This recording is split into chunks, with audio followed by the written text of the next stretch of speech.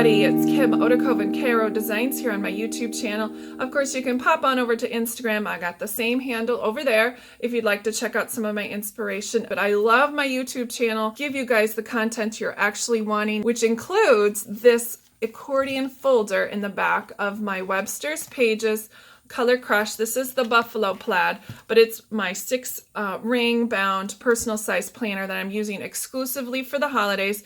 It's got all about gift giving, baking, holiday travel plans, cards lists, you name it. I've got it in here, and of course I'll do a flip through of that right after I get this one published. But I wanted to talk about this accordion folder that I have here in the back.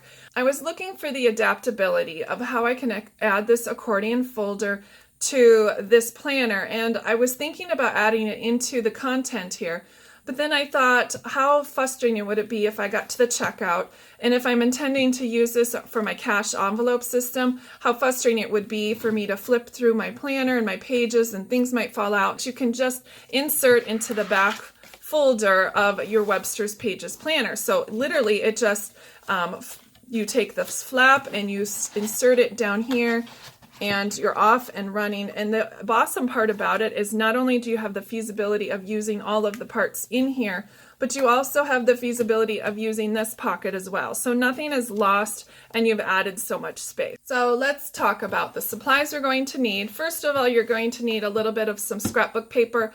I love the fact that the scrapbook paper has some heft to it, so it's thicker than regular copy paper and not as hard as cardstock. That's what we'll be using for the exterior portion, as well as the dividers that you've got going on here. Then you'll also need a piece of cardstock. I just have this one left over. This one will be the one that you slip into the pocket. And the other thing you're going to need is a piece of copy paper, just regular plain old copy paper. These will serve as your vents on the side of the accordion. The other supplies you're going to need is some sort of cutting tool. Obviously you've got scissors going on here. I also like to use a rotary cutter mat and a rotary cutter with a see-through ruler. That's just my preference. And of course you're going to need some adhesion of some sort. I use Elmer's glue sticks. They work fine for me. The other only optional item you're going to need, or potentially could use, is this scoring mat. I've used this in my other previous wallet tutorial for an accordion pocket, as well as my B6 accordion. But of course this is rings, but it still doesn't matter. I'm still going to need to crease that accordion in increments, and this really does help in the long run. So first of all, what you're going to do is we're going to cut our pieces out. That usually serves us well for time-wise if we get all of our pieces cut before we start. It's kind of like baking. If you get all your baking supplies together all at one time and measured out, the process goes a whole lot smoother. So I obviously have my scrapbook paper here, and the reason I chose this one with the scalloped edge is because, as you can see, when this one was closed or in the open position, you can see these cute little deer, and I've got a few little deers running through the front, literally, haha, running through the front of my planner. So I thought it would be a cute accent there for that front and the back, which, as you can see, I have extended over the dividers just to make it have a cleaner look. You're certainly welcome to modify this towards your own preference. So the measurements you're going to use for the exterior portion of this venting is 4 inches by 7.5.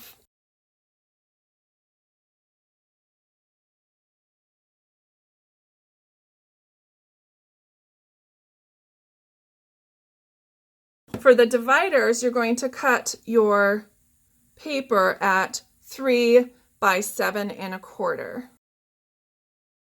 And then what you're going to do is you're going to go ahead and get your piece of paper out, and you're going to cut this piece of paper again at the same width as those dividers. You'll just need one strip, 3 inches.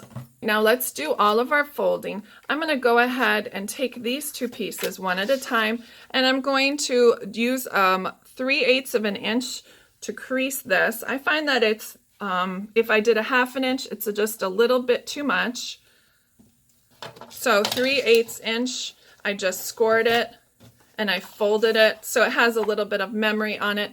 Now I'm going to go ahead and do the same for this piece. Yes, paper has memory as well. And then I'm going to go ahead and take my piece of paper and I'm going to score it every 1/2 inch.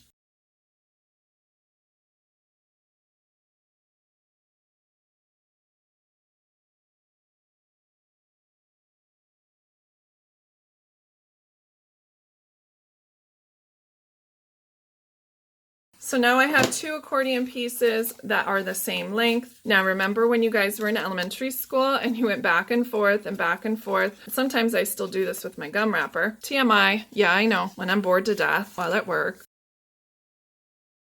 Now it's time to assemble. Of course, I have my trusty glue stick. I did make sure that it's around the same width as this. I wanted to make sure there was enough wiggle room on the side to insert it equally in there. So in this case, for the Webster's pages, this is about 6 3/4 inch in length, and the width of it about 3.5 inches. So I'm going to go ahead and start assembling my parts and pieces. I am going to use a piece of scrap paper, and I'll show you how I do that in just a minute. If you are working with a scrap piece of paper, it's really handy if you use it as a guideline.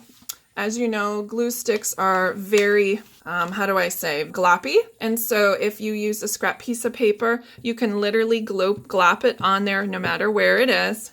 And then you lift up and you have a perfect line of glue. So it doesn't have to travel everywhere where it's not supposed to be.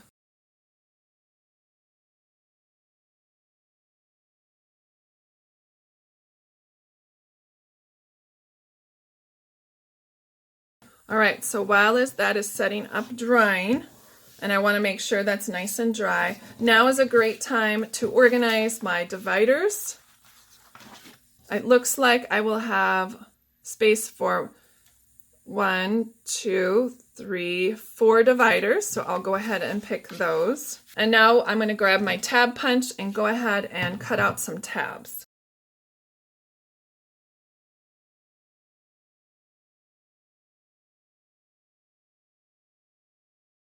It's now time to adhere the accordions.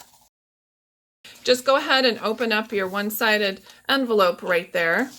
Grab your scrap piece of paper.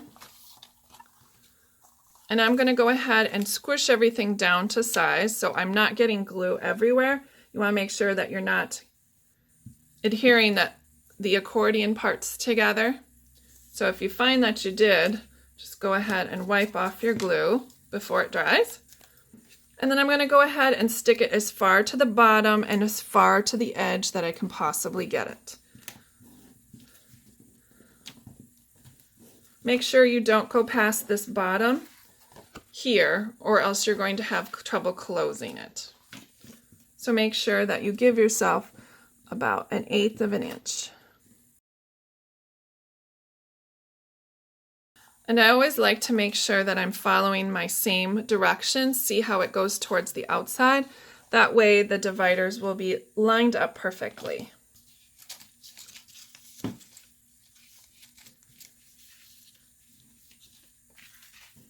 Now it's time to do the top side.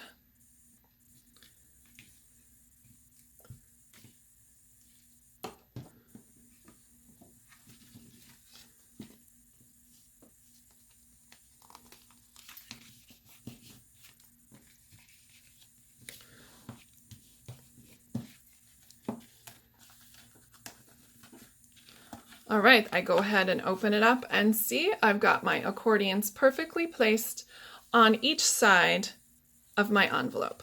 Time to insert my dividers.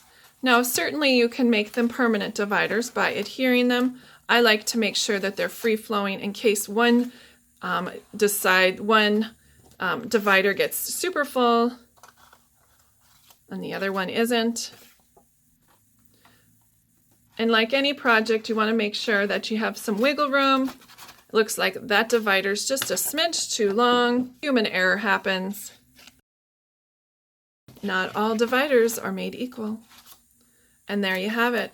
You now have your dividers ready to go. And let's see how this goes perfectly in there. And there you have it. It fits wonderfully in my binder.